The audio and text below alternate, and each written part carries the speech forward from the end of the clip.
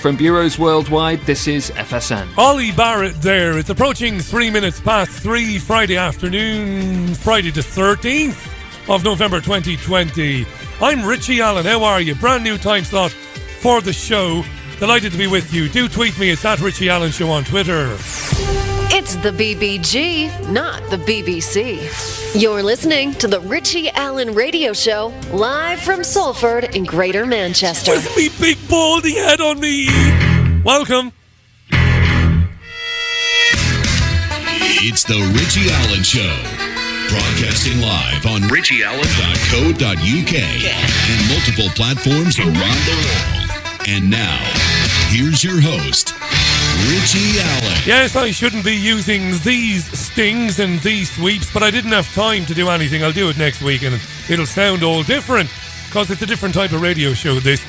And you're very welcome to it, which I've already bloody well said. Yes, prone to repeating myself. I've got a few choice tunes for you, and one or two news stories, nothing too heavy. Friday afternoons, that's the way it's going to be from now on in at 3 p.m. UK time. This programme replacing Sunday View, which is on hiatus. All right, how are you this Friday? Are you in good form? Do you find yourself in better form on Fridays? Do you even though every single day is like Groundhog Day? One day is exactly the same as the next, and the one that preceded it with lockdown, I don't know. Friday the 13th, remember that and all that? Remember? Friday the 13th, remember? Remember that? What am I doing here? Mistake number one on day number one. Let's try that again. You remember Friday the 13th and all of that. Remember Jason Voorhees and all that? I was musing on this today because no longer do you see these films on television. Friday the 13th, Halloween, you don't see these films on TV anymore when these milestone dates come around. And I was thinking about it today, Friday the 13th. I used to be a huge horror buff, and I wonder, how were we ever terrified of those films? Sky Cinema at the moment has got all of them. 1, 2, 3, 4, 5, 6, 7, Jason Takes Manhattan. How were we scared of them? The innocence, when you think back. Kevin Bacon starring in Friday the 13th. Great quiz question, that. Who was the killer in Friday the 13th? It wasn't Jason, of course. It was his mother. We used to be scared of those films. Not anymore. I used to run up the stairs to hide when The Incredible Hulk started. That's the TV show with Lou Ferrigno and Bill Bixby. Now, I believe, because I did a late night phone-in on the radio in Spain many years ago, I believe that I'm not alone when I say that I was scared of the opening credits of The Incredible Hulk, Bill Bixby and Lou Ferrigno. You'll remember them, of course. You'll remember that. Dr. David Banner, physician, scientist, searching for a way to tap into the hidden strengths that all humans have. Then an accidental overdose of gamma radiation alters his body chemistry. And now when David Banner grows angry or outraged, a startling metamorphosis occurs. Yeah, that used to terrify the living bejesus out of me when I was younger and I would leave the room. That point when he does in his hand, when he wrecks his hand with the spanner and turns into the Incredible Hulk. God be with the days. Again, the innocence, the things that could terrify you. Show that to a 6-year-old child now and they would probably laugh out loud. No need for child laxatives back then. I had an aunt back then, when we were kids, wouldn't go to the toilet unaccompanied after watching Jaws. Honest to God, that's the truth. That's one flexible great white shark right there. Actually would not go to the loo after watching Jaws. Candyman comes to mind. I'm absolutely rabbiting on it. Candyman comes to mind in terms of a film that scared the living bejesus out of me. I had a mate, and again, the innocence, 14 years of age when Candyman came out. 14, I think we were, when it came out. I remember Virginia Madsen was in it. And because I'm an absolutely unashamed racist, total racist gammon, I can't remember the name of the man who played Candyman himself, but I'm thinking his name was Tony something or other, the Candyman. You look into the mirror and say Candyman 5 times, and then he kills you. You remember that? But I watched this film with a friend of mine. This is absolutely true. when we were 14. We were in school. It was a Friday or a Saturday night, and we blagged some cans of Harp lager, Irish lager. We'd blagged some cans. We come because we heard about the Harp. So we got some Harp. We watched Candyman, and we were shitting ourselves watching it. He went upstairs to the loo, and I knew he'd say Candyman to the mirror. I just knew he would. So I snuck up the stairs, and he flushed the loo, and I heard the running water. Washed his hands. Good lad. My friend, I'm not going to name him. And I heard him say Candyman twice. And then he lost his bottle. He didn't even say it a third time. Opened the bathroom door, and I turned off the landing light, and I jumped on him, and his screams could be heard in County Cork back in the day. Peter Snodcliffe is dead. The Yorkshire Ripper. You might be seeing this if you're listening to radio today or watching television news. Killed a lot of women in the 1970s and attempted to kill many more besides. Sentenced to life in prison, and 10 years ago he was told by a judge he'd never be released so long as he was alive. Well, he died in the early hours of this morning. It's a big story. I'm not going to cover it. You just did, Baldy. Well, not in any great death. Hayden Hewitt, very interested in the story of Peter Sutcliffe. That's all I'm saying. That's triggerwarning.tv's Hayden Hewitt. Peter Sutcliffe apparently had coronavirus, but he refused treatment. He said, I don't want any treatment. And then he died. That's the story. Donald Trump keeps on tweeting, I was robbed. President Barack Obama has spoken to 60 Minutes. I had a very lively exchange with Jim Fetzer last night on the radio program. In case you missed it, it was fun. Jim believes Donald Trump. He believes him, hook, line and sinker, that he was robbed. There you are. I'm not going to say too much about that either. And I had an email from the Daily Mail today. I had an email from not from the newspaper itself, but from one of its reporters. They're running a story about vaccine denial. Vaccine denial? Vaccine skepticism. Yes. And misinformation. This is going to be a big thing now going forward. Oh, that's one of those corporate feckin' terms, isn't it? Going forward. I need to put a $5 in the box after saying that. Dreadful shite that. In the near future, we're going to hear a lot about vaccine skepticism, misinformation, and there is a big clamour at the moment to make it illegal. I'm not lying. The UK's news media this week, a lot of talk shows. Jeremy Vine, LBC.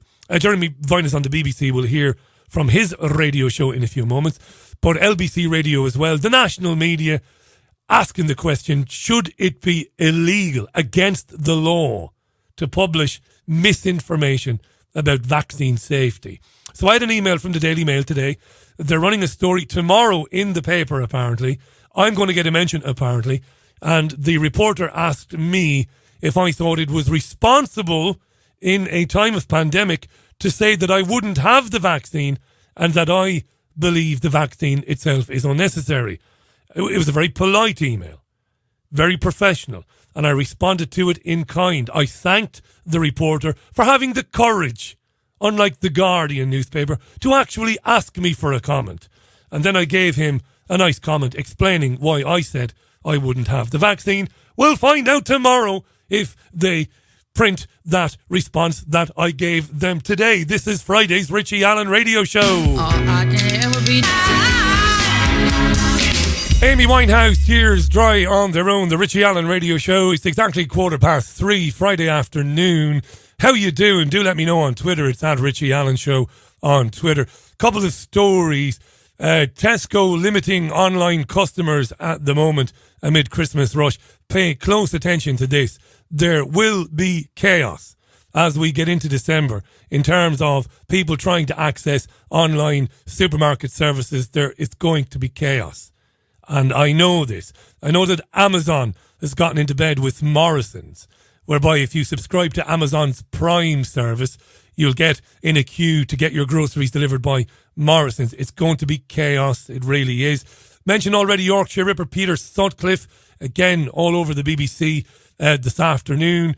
It's been reported right now that Joe Biden has been given the state of Arizona Donald Trump supporters won't like that one little bit. It doesn't matter a damn, but I'm not going to dwell on that today. He's projected to have won traditionally Republican Arizona, extending his victory, says the BBC, over Donald Trump. Many Republicans, it must be said, and some journalists, Tucker Carlson and others, believe that there is enough evidence to suggest there is enough evidence to suggest that something very wrong has happened and that it should be independently investigated. But it's not going to be, I don't believe, and Biden will win. There you go. Some news outlets in the United States are reporting that Donald Trump, the president, he's still the president, will consider running for president in 5 years' time if he has to leave the White House this time around. One of his close friends told the New York Times that very thing, that if Trump realises that there's no chance and that he's banging his head against a brick wall regarding his claims of corruption and fraud and mail fraud, he'll give up and he'll run again in 2024. Sure, why not? 17 minutes past the hour. Let's just move on. More music to come. More good music to come. Lawrence Fox, the actor, who's formed a new political party. You know Lawrence Fox, his party is the Reclaim Party. According to many newspapers in this country this morning even, he's been dropped by his acting agent. And he was dropped over the phone, apparently because of recent controversies around racism and all of that.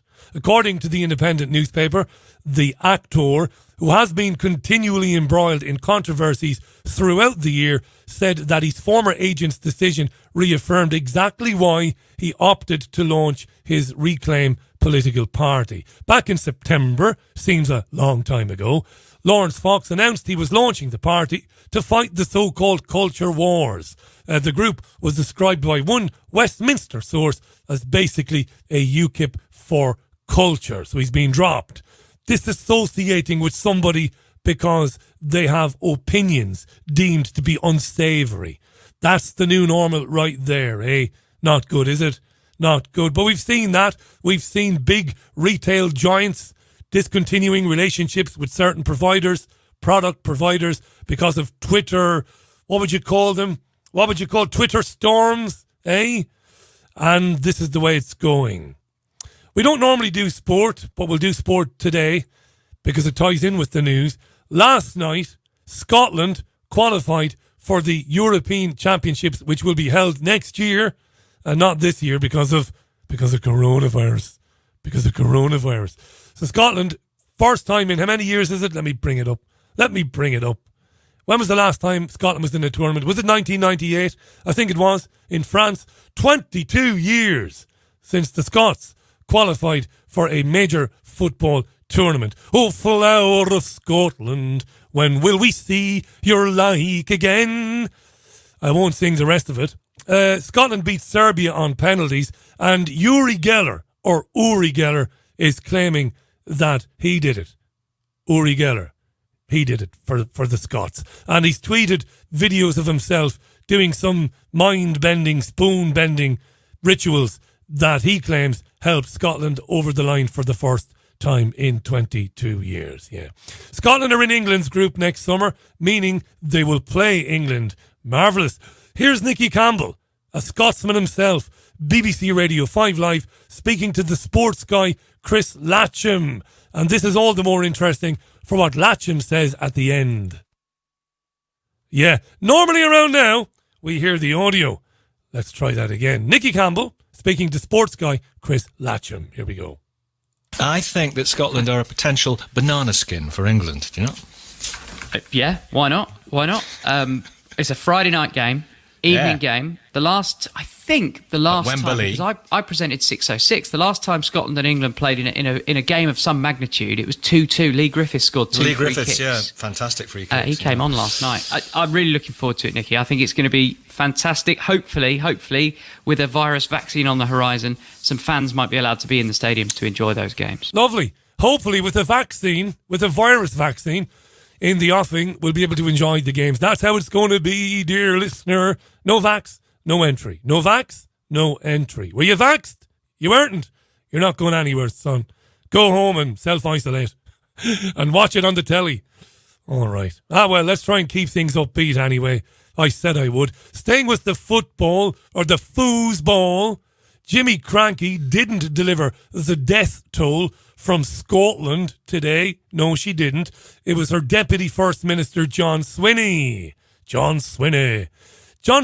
Now, Scotland rejoiced last night. First time, 22 years, celebrations, all of that. It's the weekend. The Scots want to carry on celebrating. Here's Deputy First Minister John Swinney. There'll be no celebrating for the Scots. I think we all understand that there is a natural appetite for people to celebrate in the aftermath of what was a very, very anxious evening last night. And all credit to the Scotland team for their resilience and perseverance. But there's also been resilience and perseverance on the part of football fans for the last 22 years when we've been absent from these competitions. So I think we all understand the natural desire to celebrate. But, and of course there has to be a but. There's a desire for people to celebrate. But, well. There has to be a but here. The virus is a very real threat to all of our lives and our communities and to our loved ones. I've had to report today some terrible statistics about the number of deaths that have taken place from coronavirus. So, although we're all frustrated and fed up with the restrictions, and when something comes along, like a magnificent Scotland football team victory... Imagine you're actually listening to this. This is not a parody. We all naturally want to celebrate. But I want to share with you some words from the Director of Public Health of NHS Grampian, who put this out this morning in relation to some of the celebrations. I can say this virus does not rest. It does not take a minute off, much less 90 minutes extra time and penalties. I know. Who put this out this morning in relation to some of the celebrations. I can say this virus does not rest. Right, doesn't rest. It does not take a minute off, much less 90 minutes extra time and penalties. The virus doesn't ignore penalties and extra time. Yeah. Letting our guard down gives it the opportunity to pass from person to person, and as too many families can confirm, it can have deadly consequences. Yeah. Now, I agree wholeheartedly with that. Yes, we want to celebrate, but we all have to understand that following the social distancing rules and the facts guidance that I've set out are critical to interrupt the spread of the virus, because what the virus needs, frankly, is human contact, and we're all missing that. You know, the virus needs human contact. It doesn't care about penalties and extra time in football. We just need to just do what we're told. So cancel that Creative McEwen's that you'd ordered and ring your mates up and tell them not to come around tonight to watch the highlights of the game, because the virus doesn't rest. We're all missing the opportunities to celebrate and to embrace and to hug and to, in the way that we would normally do with our loved ones and our families and our friends. But if we let our guard down, the virus will have an opportunity to spread. The virus will have an opportunity to spread. Deputy First Minister of Scotland, John Swinney there. Young Scottish men and women, rejoice that your country has qualified for a major football tournament for the first time in over 2 decades. But don't do anything about it. Sit on your hands. Don't have a drink. Don't meet people. Because the virus doesn't rest, imagine. Doesn't rest. No rest for the virus. Here's Tom Robinson on the Richie Allen Show. Tom Robinson, 2468 Motorway. On the Richie Allen Radio Show, Friday afternoon. The time is approaching 28 minutes past the hour. 28 minutes past 3, really. But I know you're listening in New York, and I've got listeners in California. Hi to Charlie Stevenson. Charlie still believes. I still believe that Donald Trump will win the presidency, will be re-elected. The incumbent will win. Dream on, Charlie. It's not going to happen. Hi to Amanda Thompson. Hi, Amanda. How are you? Hi to Donkey, who says, Richie, I'm willing to bet there was a shitload of footy parties all over Scotland last night. Screw the made-up virus, he says. Lovely. And I did Peter John McCann. Hi, Peter. Sent me a photograph. Northern Ireland played a football match last night against Slovakia. Sadly, just like the Republic, sadly, our Northern Irish pals didn't make it to the European Championships either. Sadly, there won't be any Irish representation, sadly. But they allowed just over 1,000 fans into Windsor Park last night. And I don't know if you saw this, but the fans had to walk through a disinfection pod. They really did. They walked through a tunnel where they had the bejesus sprayed out of them with disinfectant. 1,000 of them. Now, I don't know how many fans Windsor Park in Belfast holds. Is it 30,000? Is it 40,000? I don't know. But did they need to spray the living bejesus out of them before they left them in? Well, apparently they did. Thanks, Peter. I saw that last night. Hi to Scottish John in Austin, Texas. How you doing, pal? Hi to Sean, who's listening live for a change. Hiya, Sean. North Macedonia qualified too. The country went all out celebrating, and why not, he says. Hi to John Rorty in Boston. Hi, John. Hi to Stephen Hardy, who's looking forward to this new programme. I'm doing cartwheels and handstands in a blissful state of orgasmic euphoria. I'm positively salivating at the prospect of having so much hope injected into my arm before Christmas, he says. Yes, and by that, of course, he means this. He means Matt Hancock saying this. I know that they will rise to this challenge of being ready, when the science comes good, to inject hope into millions of arms this winter. Yes, HOPE stands for, I'm going to go all Gary Busey now, Busey-isms. HOPE stands for horrible, odious, pus, and excrement. Horrible, odious pus and excrement.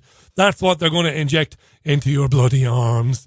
I'm going to take a very quick ad break. I'll be back with more after these. Do you have a cat? And do you love your cat, but don't have the time to properly groom and tend to it? Then come to the Pussy Parlour, because there's nothing worse than a badly trimmed one. We here at the Pussy Parlour know how good a well-tended and carefully looked after pussycat looks to the owner, and always strive to leave yours looking trim and tidy. Our highly trained and discreet staff will clip and snip away, leaving yours looking like a movie star's. We'll treat yours to the day of its life by pampering it, preening it, washing it, then buffing it dry. We even have a massage service if yours needs a stimulating rub down. By the end, it'll be purring for more. Pussy Parlour, because there's nothing worse than a badly trimmed one. You love being pampered, don't you? Think about it. What's that beaver doing in here?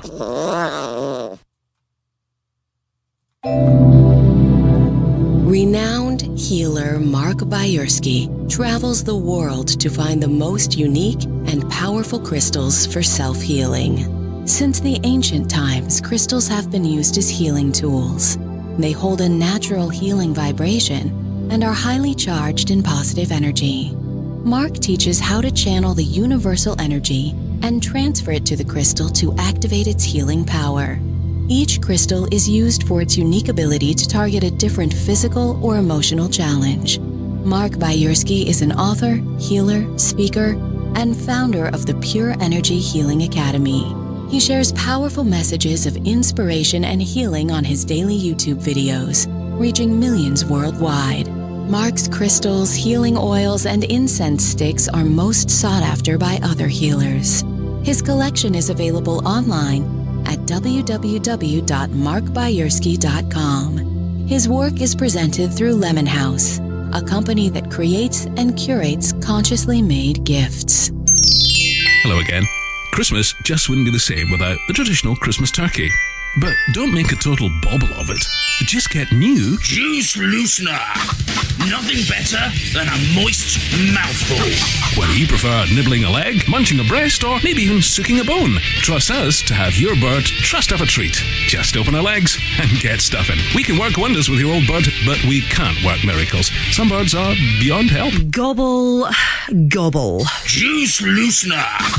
Nothing better than a moist mouthful. There's nothing worse than giblets on show, so make sure her giblets are tucked up out of the way and not looking like a badly wrapped kebab. And don't forget, you can tell when your bird's ready for eating from the colour of her juices. If they're clear, munch away. If they're pink, leave her for a wee while. It's the wrong time. Juice loosener. Nothing better than a moist mouthful. So moist. This is the Richie Allen Show, the most listened to independent news radio show in Europe. Certainly is, and don't forget, as we approach Christmas, don't kill Granny. Or conversely, enjoy yourself and kill a granny is the answer. Those are the choices. It's a binary choice. That's about the size of it. Right, speaking of grannies, wait till I tell you. Wait till I tell you. Gaming. Now, not online gambling, but gaming. Computer gaming is skyrocketing in the lockdown. It isn't just the kiddies either. OAPs have discovered the joys of PlayStation 4 and the Xbox and the Nintendo Switch. Oh yes. Jeremy Vine, BBC Radio 2, today, spoke with Bridget. Bridget is 76, no spring chicken, and is a seasoned gamer. This isn't a spoof either, 76-year-old Bridget on Jeremy Vine. Feast your ears. Bridget, how nice to meet you. Hello. Hello. Hi. So I got the details right. You're 76 years old and you're in Louth in Lincolnshire. You're correct. Okay, and listen, I know so little about gaming. I've got one device at home, but it's not. I don't think it's the same as yours. What, you use a PlayStation? Is that right? I use lots. I've got PlayStation. I've got a Switch. I've got a Wii, all plugged in at the moment, and an Xbox. Wow! Because some people you could spend the whole day on a PlayStation and that's enough. Why would you need a Wii as well? Because she's 76, Jeremy. She goes to the toilet about 57 times a day. Well, because I do Wii Fit on it. I do yeah. exercises on it and everything, but there's different games on different consoles. So what's your day? He's struggling here. What's your day look like then? Most days. When you get up, you have your breakfast, and then what do you go on to first? I'm on the PlayStation at the moment. What are you playing? Uncharted 3. Uncharted 3. Now let me think. No, I haven't done that one. What's that involving? It's like they're treasure hunters and they're always being shot at and killed and damaged and there's lots of puzzles in it which I like. Do you want to turn it on and take us through it a bit? Yes. I'll give it a shot. I'll turn my TV up for you. Okay. Go for it, Bridget. So she turns the TV up. Are you armed? I'm well armed. Oh my God, I've just lost my shield. Oh, I'm sorry. She lost her shield. I'm trying to climb up. Oh my God, I'll have to stop. Oh, we put you off. We put you off. I'm going to have to kill some of these baddies. Okay, that's fine. Don't mind us. What weapon are you using, Bridget? No, don't. Are you deaf, Bridget? What weapon are you using? Don't let me distract you. Oh my God. What's happening? Right, that's got them. I'm now climbing up to the top of the ship. What weapon have you got? I've got two weapons with me. I've got a handgun. Handgun? And? Take your time. I've got a rifle, but I can't use the rifle while I'm climbing. I can only use the handgun. Okay, I understand. Yeah. Well, only an idiot would think that you could use the rifle while you're climbing. This is fantastic. And it goes on. So where are you now? You're near the top of the ship? I'm nearly there, but there's men everywhere. Oh, gosh. Well, that could be good news. I don't know. This is BBC Radio 2. Jeremy Vine is speaking to a 76-year-old woman on the radio while she's playing a video game. You couldn't make it up. Are they below you? I know they're above me and I'm trying to climb up. But I'm getting stuck. You're in the rigging? I'm up there now. I might have to... Oh.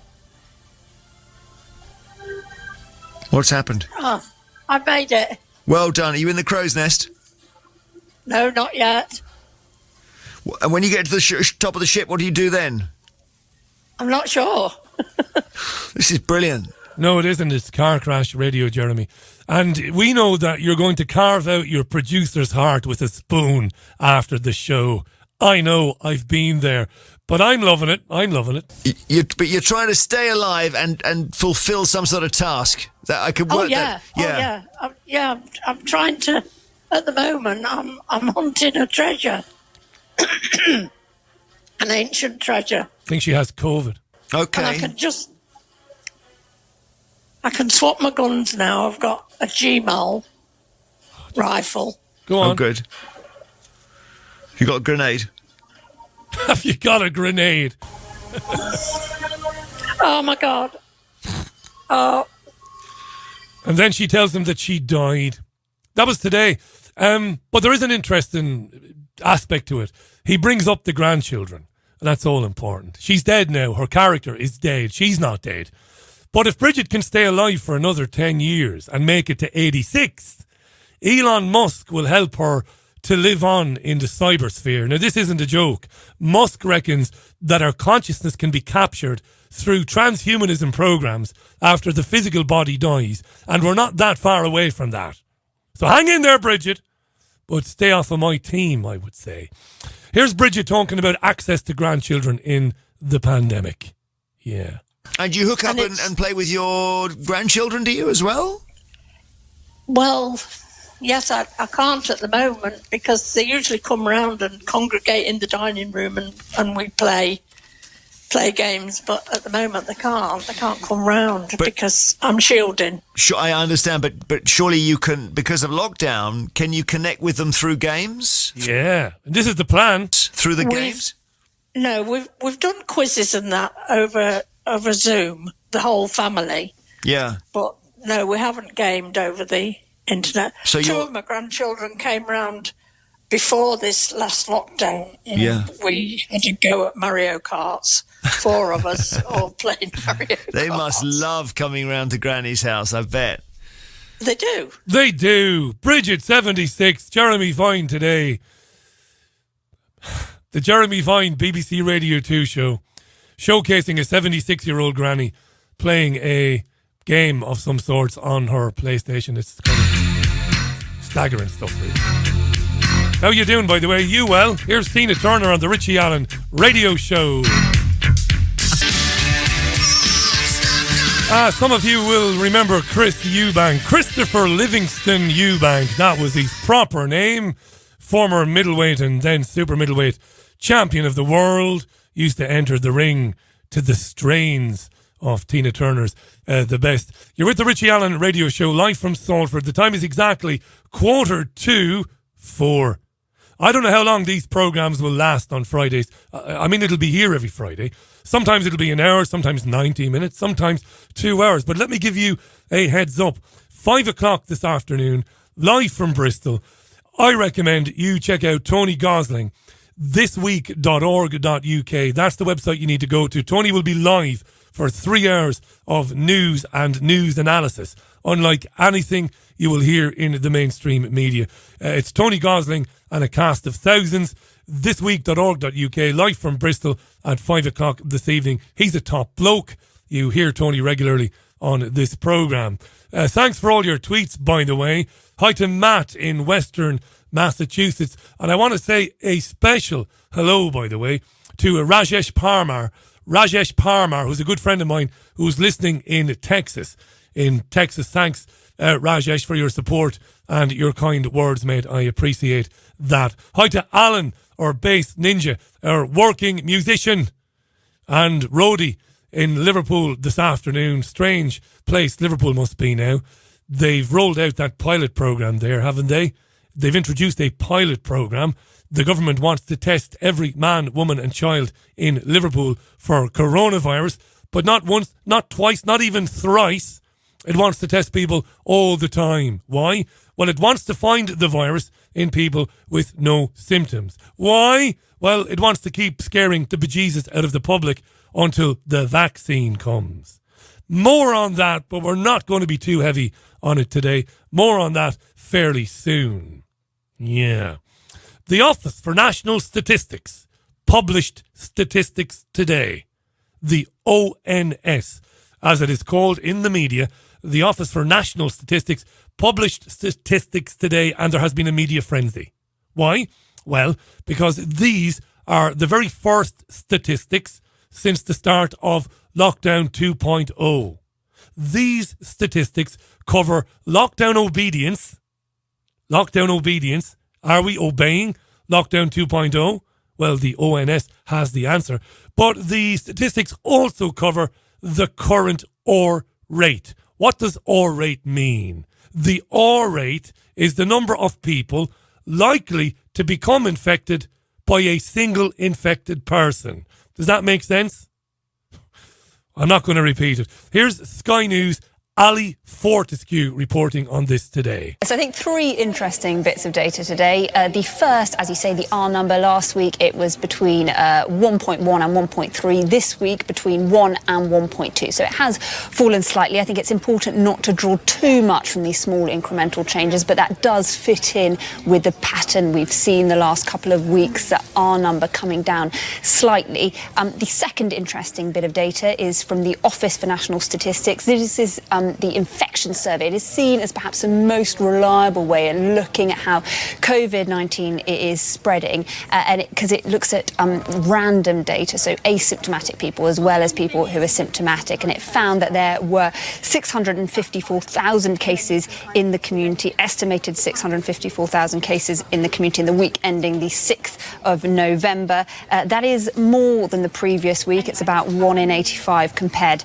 to 1 in 90, but the ONS say that the rate of increase is slower than in previous weeks. So again, perhaps a glimmer of hope, but again, I think it is important to look at the longer term picture rather than the individual weeks, but perhaps a glimmer of hope there. The final data set that has come out this morning, which is very interesting, is again from the Office for National Statistics. This looks at compliance and support for the COVID-19 measures. It found that support is still high for the national lockdown, with 76% of people in favour of the measures, but young people do not seem to be following the guidelines, with nearly a quarter of people aged 16 to 29 having had physical contact indoors with someone outside their household in the past 24 hours. Yeah, so more senior people, more mature people, adults, seem to be all for Lockdown 2.0. But as Ali Fortescue said there, the ONS is reporting that a quarter of 16 to 29-year-olds are not having it and will continue, and, well, they should continue, to meet with people from other households, yes. 24 hours. It is a different picture on the other end of the spectrum, though. 94% of people aged 70 and over following social distancing guidelines. So a discrepancy there between the older and younger generation. That is crucial data, though, because it's the first time we can see the data from the beginning of the second national lockdown. So it gives us a bit of a sense of whether or not people are following the rules a second time Yes, round. young people are selfish. Enjoy yourself and kill a granny is the answer. That's their attitude. Enjoy yourselves and kill granny. Yeah, the ONS today. Ali Fortescue there in Sky's newsroom. Hey, Kevin O'Sullivan and Michael Graham are presenters for Talk Radio. They discussed this morning the prospect that the government will use the miracle vaccine breakthrough. This is the BioNTech Pfizer vaccine, which we learned will be rolled out as early as December to key workers and to the most vulnerable. This is the totally untested, brand new experimental vaccine. The first of its kind, RNA vaccine. Yeah. Everybody is triumphant. Everybody is triumphantly, at least in the UK media, jumping for joy, or yumping for yoy, as one of the vaccine manufacturers or scientists said, yumping for yoy. Apparently, everybody's thrilled about it, but these talk radio presenters, they reckon that the promise of the vaccine will enable the government to keep the lockdown going until spring. Kevin O'Sullivan and Mike Graham here on Talk Radio today. I still don't quite understand why we're all supposed to take a vaccine for a condition that 99.5% of all sufferers recover from. Well, you won't be getting a vaccine for quite some time, I don't think. I mean, all this talk of having 3 vaccines available before, Christmas. By next week, it'll be 5, it'll be 10. We've ordered millions and millions. I mean, logistics is not something that this government has proven itself to be particularly good at. So, I mean, I think I'll wait and see whether the proof is actually in the pudding, to be honest. Yeah, I'll tell you what worries me about the vaccine hysteria, and that's what it is, by the way. It's hysteria overblown. But it will give the government a chance to say more lockdowns so we can buy time until we have the vaccine. So I fear that the spectre of this mysterious vaccine that may or may not be any good, might not be here for another year, is going to encourage this government to lock us down willy-nilly for months to come. They're going to keep doing this to say, we're buying time for the vaccine. It's really worrying. It is worrying, yes, but apart from talk radio, there isn't anybody else discussing this. The Daily Mail, which was valiantly fighting alongside the Daily Telegraph in an effort to at least put the other side of it across, to at least feature scientists and academics who are anti-lockdown. The Mail is going backwards. The Telegraph is on its own now. Dreadful stuff. Dreadful stuff. It is exactly 6.5 minutes to 5 o'clock. Drive time with the BBG. Another short ad break, back in a moment with plenty more. Do you like to get felt? Do you see getting felt as a pleasurable experience? Or has it been a while since you last got felt? Then get felt doing at Big Willie's. Big Willie's Felt Carpets and Floor Coverings has an amazing range of felt products. So if you love getting felt, get felt properly down at Big Willie's. Get felt doing at Big Willie's. We've a huge store in Paisley. If you come down today, you can get felt in the front and even get felt round the back. It's that big. Get felt doing at Big Willie's. Here's a happy customer. I get felt big time down at Big Willie's, and I've never been the same since. Want felt? Get felt doing at Big Willie's. I love Big Willie's. Does the man in your life play guitar? Or is your girlie a guitar-wielding rock chick? Then get them the ultimate guitar accessory this Christmas. Get a massive black strap-on. Your guitar. Massive Black have been making guitar straps for the great and good of the rock world since '69 and have managed to get a strap on most major rock acts at one point or another. Does your instrument keep drooping? No problem. Just get a massive black strap-on. Your guitar. Before I had the pleasure of playing my guitar with one of these amazing straps, my guitar kept falling off. I was forever bending over, but I've learned my lesson. Now I won't play unless I have a massive black strap on. And remember our guarantee, the first time you play with your massive black strap on, you'll definitely feel the difference. So much, you'll probably squeal. Like a piggy. Get a massive black strap on. Your guitar. Pluck away to your heart's content with a massive black strap on. It's the BBG, not the BBC. You're listening to the Richie Allen Radio Show, live from Salford in Greater Manchester. Hi to Gilad Atzmon, top man, saxophonist extraordinaire. Think is listening in this afternoon. We'll get him back on the programme in the near future. My mate Hayden Hewitt is on Twitter this afternoon, triggerwarning.tv, youtube.com/triggerwarning. He's just tweeted out a link to me there. I've not had a chance to read it yet. Law Commission would make Muhammad cartoons illegal. Yes. Now, we've talked quite a bit about the hate speech bill, the hate crime bill and hate speech laws, which are rushing through the Scottish Parliament. They will become law in Scotland. It's coming here as well. It's a major, major big deal. The criminalisation of speech. Opinions labelled as hate speech, leading to a visit from Plod, leading to a summons, leading to an appearance before a magistrate. There's nothing funny about any of this. I've been covering it for many years. I've just tweeted a link there to that. It's from the order-order.com website. I think it's time for another tune, so I do. And this is for my Christian, for my Muslim, for my Jewish listenership. I describe myself as an atheist, then an agnostic. I don't know what the bloody hell is going on. But I'm playing this for you. This is Norman Greenbaum on the Richie Allen Radio Show, live from Salford. This is Spirit in the Sky. Love this. Back with plenty more chat in 3 minutes. Doctor and the Medics did a very good cover version of that in the 1980s, I think. Sometime around 1986, that's the original and the best. Norman Greenbaum. Tony Gosling live in Bristol, 5 o'clock this evening. Thisweek.org.uk. That's where you'll find all the information. Do check Tony out. Top guy. Speaking of top guy, Spiro Skouras is in the house. Great guy. Activistpost.com. Spiro's YouTube channel is exceptional. Spiro Skouras on YouTube. He's tweeted a link to me. Thank you, Spiro. It's The Metro, and it is a story that alleges that you might need a vaccine, proof of vaccination, before being allowed to go to work. And quoted in the story in The Metro is Toxic Tory Tom Tugendhat. Oh yeah, don't like Tom Tugendhat very much, goddammit. The announcement that a COVID-19 vaccine, reportedly 90% effective, may be rolled out in the UK as soon as mid-December has Brits daring to dream of a post-lockdown world. This is the story in the Metro. Will you have to get a jab before you jet off?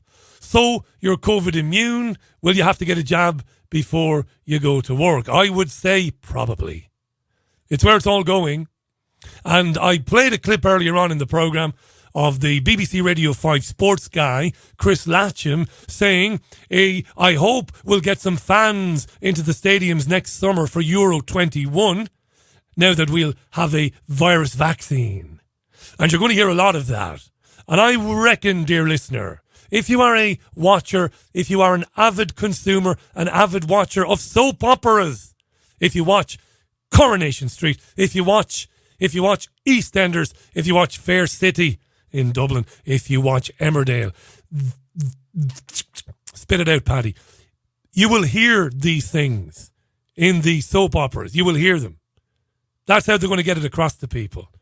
Your daytime soaps will feature characters who will sometimes drop in to a conversation, something like, going to have to get the vaccine, aren't I? Going to have to get the vaccine, aren't I, before I go to the Canary Islands next summer. It's going to be normalised in the media in sometimes very subtle and other times not very subtle ways. It'll be everywhere, the vaccine. You'll be going nowhere, Baldy. I'll be going nowhere. No more football for me. No more foosball. Eh? No more concerts for the most concert-going man in the country. I am, by the way. I'll take the Pepsi Challenge with anybody. I reckon I see more live musical concerts a year than anybody else. Get a lot of freebies. And I also pay to see a lot of concerts. Anywho, thank you, Spiro. That's where it's all going. Spiro Skouras on YouTube, top man.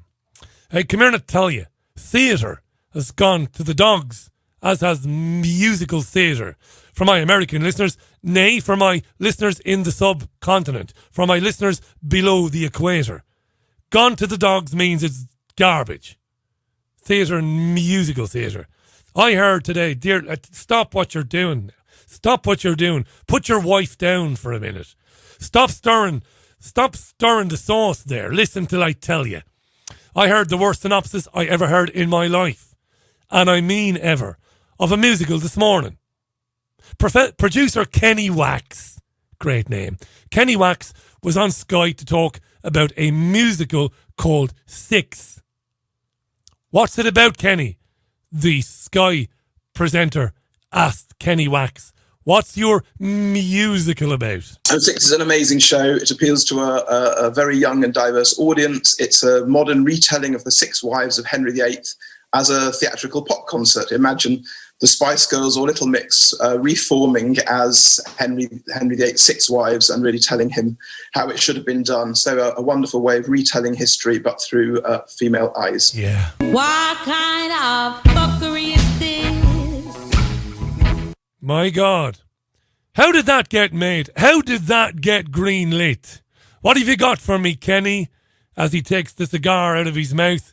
Imagine Henry VIII's wives as the Spice Girls and Little Mix, telling Henry VIII how things should be. What do you think of that? Can you get the fuck out of my office before I kill you? Anyway, are these difficult times even for theatre, Kenny? And how has it been affected by lockdown? Obviously, all productions have been closed, but I mean, it was doing really, really well. It was packing out the theatres, and you're able to reopen, and you're hopeful that that production can stay on. Yeah, it's been really tough. We were about to open on Broadway in the lockdown. When the lockdown happened in March, we were running in the West End. We were running on a UK tour. Since then, we've tried to get a drive-in open, which was also cancelled due to concerns of local council shutdowns. And then we were due to go into rehearsal a couple of weeks ago. We tested all 35 members of the company, all negative. And then on that very same day, they announced the second lockdown. So it's been incredibly frustrating for the cast, for our audiences. We're now going to try again. We open on the 5th of December in London, and we also open on the 4th of December at the Lowry in Manchester. At the Lowry in Manchester, which is only it's only a short walk across the road from here. I should go to see a musical about Henry VIII where his wives are portrayed as singers like Spice Girls and Little Mix. How did that get greenlit, eh? Get the fook out of my office, Kenny, before I throw you out of the building. Lovely stuff. Have we time for another tune? We have always time for tunes. Lots of tweets coming in. Hi to Cliff Moore, great friend of mine. How you doing, Cliff? Love Cliff. Cliff, my response to your tweet, mate, I'm not telling you that you're bullshitting. The person you are retweeting, I think, is bullshitting. That's all I'm going to say. It's never going to happen. If it does happen, I'll say, wow, I was wrong. And I'll be so glad to be wrong. But I smell horse manure. Person Alley. 6 minutes past the hour. Hootie and the Blowfish. Hootie and the Blowfish. Hootie and the Blowfish on the Richie Allen Radio Show, broadcasting live from Salford at 10 minutes past 4. I got the time really wrong earlier on. I think I might have said it was 10 to 5. Don't mind me. I was wrong. Yeah, I was wrong. Wow. Hi to John Nichol, good friend of mine. How you doing, John? Listening live, and therefore, because he can listen live, this time is enjoying the program, loving the adverts as well. Thanks, John. I appreciate that. Let me scroll down some interesting tweets coming in the last few moments. Hi to Lola Fizzbomb. How you doing, Lola? Good job. Good job. Let me scroll on down there. Cliff, Cliff is in good form. Watching but not believing. There are some people claiming that they're going to arrest Matt Hancock over the lockdown. They're not going to arrest him. And I've not featured them because I don't believe them. And I'll have egg all over my face if I'm wrong, but I won't be wrong. I was only ever wrong once in my life before I got the time wrong, 20 minutes ago. And that time was when I thought I was wrong. Kevin Campbell says, Richie, 6 was at the Lowry Theatre last Christmas. This is the Henry VIII musical.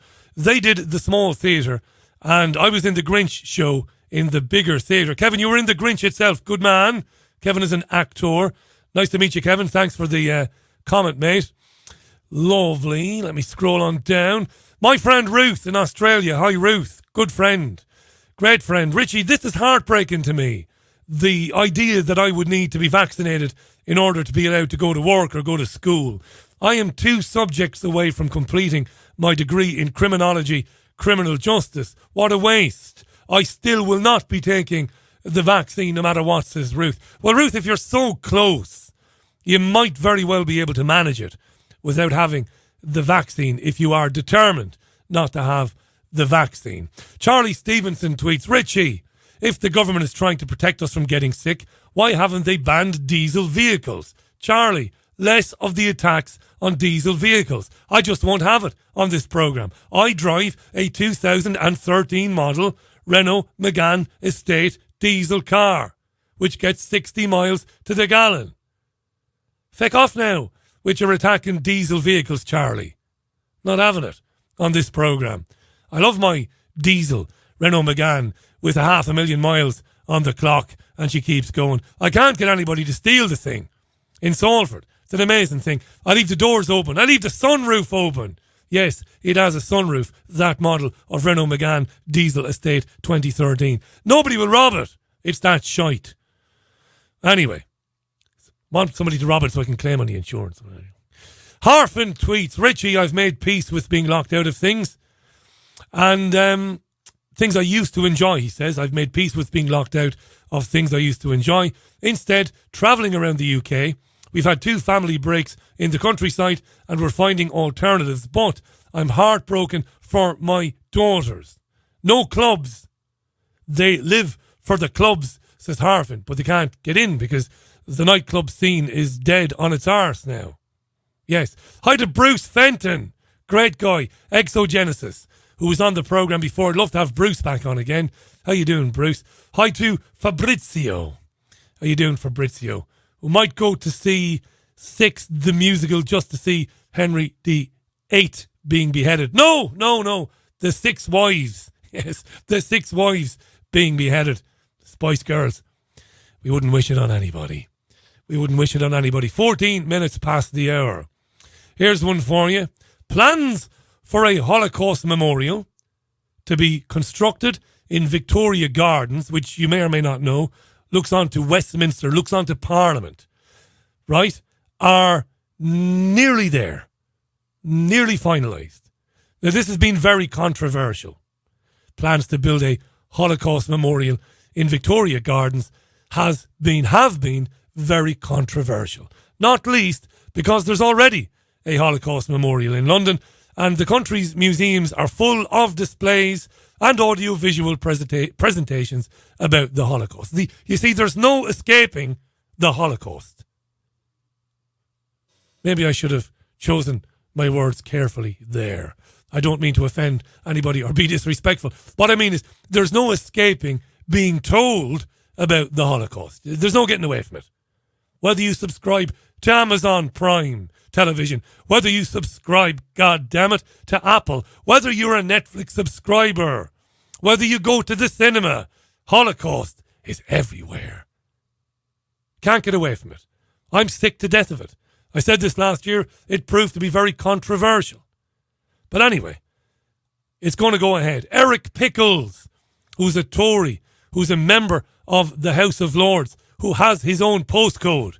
After sex, Eric's wife rolls away and she's still on top of him. And former Labour MP Ed Balls were on with Adam Bolton on Sky this morning to discuss this. It's still contentious. Bolton asks Eric Pickles, will it get built? Yes, very, very confident. The fundamental question was whether or not the public benefit outweighed doing substantial damage to the park. And as it was being clearly demonstrated, the park is going to be enhanced. We're very confident that this wonderful memorial and learning centre will be there and will be there to deal with anti-Semitism and to give a proper, balanced recording of what the United Kingdom did in reaction to the Holocaust. Some things that we should be very proud of, some things that we should be slightly ashamed of. I mean, Ed Balls, why do we need this next to Parliament? There are other memorials in other parts of London. Yeah. Why put it slap bang up against Parliament? Good man, Adam. A real question. Why do that, Ed Balls? Parliament. Ed Balls. I think Strictly Come Dancing's Ed Balls. I think the important thing about the Holocaust was that this was something which started in the German Parliament with the election of what turned out to be a kind of deeply anti-Semitic, racist. Yeah, so stick your ugly memorial outside the German Parliament then. This terrible government in Germany, and part of the story of the response to the rise of the Nazis and the moves towards the Holocaust was the failure of parliaments in Britain and other parliaments around the world to engage properly. We did allow children to flee from the Nazis, but we prevented their parents from coming here to Britain. And we now live in an age where anti-Semitism and attacks and racial attacks have been on the rise in recent years. Our politics has become... That isn't true, by the way. Anti-Semitism and attacks on Jews is not and has not been on the rise in the UK. there isn't a statistic around, there isn't a document around that bears that claim out and bears it to be true. It's a nonsense, but they keep repeating it time and time again. More polarised. And we think in the 21st century, it's very important that we as a society keep reminding our parliamentarians, challenging them and all of us as citizens to learn the lessons of the most terrible event of the 20th century, to make sure that we don't see a repeat of those events in the future. And the location next to Parliament not only means it will be hugely visited, but the symbolism of locating this memorial next to Parliament and reminding us of when parliaments rise to the challenge, but sometimes also don't rise to the challenge, or we can even be responsible for terrible acts. This is a very important part of the learning. But then Adam Bolton asks another good question to Eric Pickles. What does Britain have to be ashamed of? Why does Britain need to apologise in the form of another memorial? What did Pickles say? Oh, sure. I mean, we've just spoken about the Kindertransport and our failure to let parents in. And remember that the Kindertransport was organised by people in Britain, not by the government. So we left children in, but we didn't leave their parents in. So Britain should be ashamed of that and build an ugly monument in Victoria Gardens, is effectively what you're saying. The second thing, obviously, is the restrictions for Jewish people going to Palestine. I think it was very significant that Jeremy Hunt, when he was Foreign Secretary, made a public apology for that white paper during the Second World War. But there are things we should be very proud of: the liberation of Belsen and the way in which anti-Semitism was addressed. We'll also be looking at subsequent genocides, so Rwanda and obviously in Bosnia-Herzegovina. Jesus. Wow. They're going to build this in Victoria Gardens. I think I might start making the 220-mile drive with my golden retriever and German Shepherd Collie cross to walk them in Victoria Gardens. Do I have to elaborate? No, I didn't think I did. Of course, I won't do that because I'll be done for a hate crime. No pissing on the memorial. No pissing on the memorial. Hey, listen, welcome to the programme. We've got to 21 minutes past 4. Didn't think we'd get this far. First of a brand new series of Friday afternoon drive time programmes with me, the BBG. In case you're...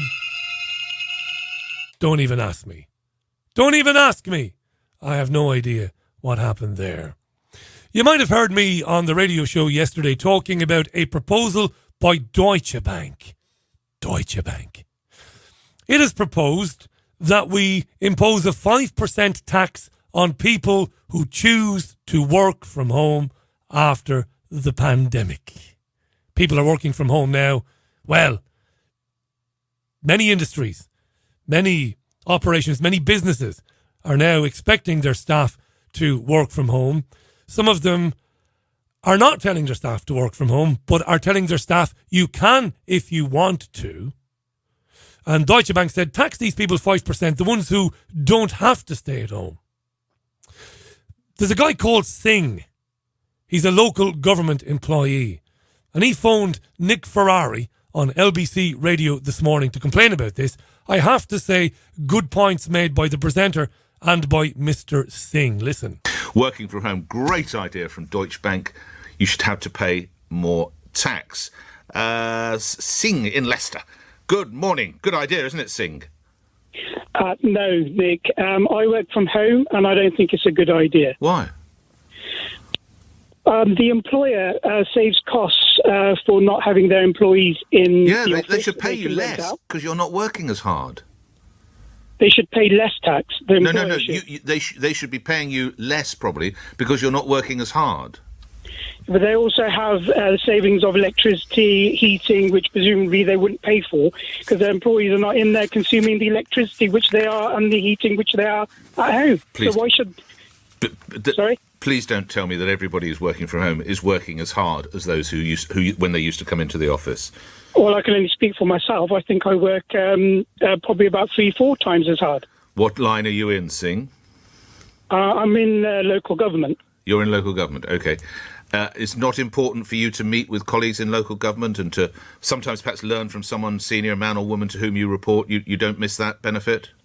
Well, Nick, I don't know whether you're aware of technology, but I do that on the line. No. But seeing how someone operates in an office environment or in a meeting, a proper meeting environment, or possibly even in a factory. Why can't you do that via all the online platforms such as Zoom and... Singh, you don't get the nuances. You just don't get them. How don't you? How is it any different from speaking over Microsoft Teams? How can you speaking possibly... to somebody face to face? It's exactly the same, Nick. Singh, you're sitting in an office and you see a colleague talk to another colleague and you pick up from that interaction. Not every conversation that you have is always going to be on a Zoom. Do you not realise what you pick up from seeing how other people interact?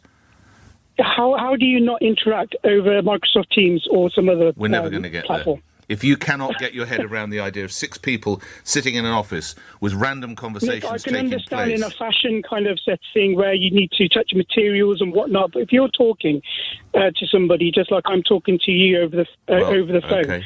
Seeing somebody on Microsoft Teams is exactly the same as sitting... But then we don't need it. We don't need it in Leicester, do we? We could have that person in the Philippines and save a lot of money. We don't need to pay you in Leicester. And it does happen. Okay, well...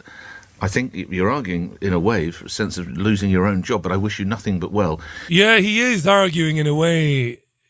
He's making an argument to make it easier for him to lose his own job. That's a very good point by Ferrari. I've talked about that quite a bit on this programme. Obviously, they shouldn't be taxing people 5% extra on top of the income tax they pay for working at home. That's outrageous. But at the same time, Ferrari is right. The advent of technology like Teams and Zoom and people being told to stay at home is going to make it easier to get rid of people. No doubt about that. And he's right, of course. The interpersonal relationship is important. You know, sharing the same oxygen as people, sitting next to them, talking to them, sharing lunch with them. Obviously, hugely important. Strange times, 24 and a half minutes past the hour. Just about time for me to do one today. It's been fun this afternoon. What are we? Approaching 90 minutes. Good job. Right. Before we go, though, I did say that one of the things we would do on this programme is look back at the week that was. One of the things that blew my mind this week was the ending, the complete rubber stamping of, the ending of the climate change debate. I have argued for many years, even though I'm not a scientist, I'm not a geologist, I'm certainly no climatologist, but I've interviewed many men and women who are, and they have rubbished over the years the notion that CO2 made by man is irretrievably changing the planet. I think it's nonsense, or at least I did. It's been put to bed once and for all by a builder and by a bin man in Glasgow this week, speaking to Sky News. So that's the week that was, and this is the biggest story of the week for me. You're born and bred in Glasgow, and you've noticed the weather changing. The rain seems to be getting heavier. Sometimes you get up in the morning and it's bucketing it down. That's it. Sometimes you get up in the morning and it's bucketing down, thus ending years of debate about whether climate change is a real, and whether it is real and a clear and present danger to you, me and everybody else. Let me tell you a couple or three things. Do get over to thisweek.org.uk, tune into the Politics Show with Tony Gosling and friends. That begins at 5 o'clock in around about 35 minutes from now. Do have a listen. It's a great show presented by a great guy. Thisweek.org.uk. The next time you and I will talk will be at 5 o'clock on Monday for Monday's Richie Allen Radio Show. It's Monday to Thursday from now on at 5 and Fridays at 3 for Drivetime. So I won't be with you on Sunday. That's in the dustbin for the time being. Have a fantastic weekend. I'll speak to you on Monday. Closing out with this from the brilliant Gloria Gaynor. Nice way to end today. Thanks for listening. Bye.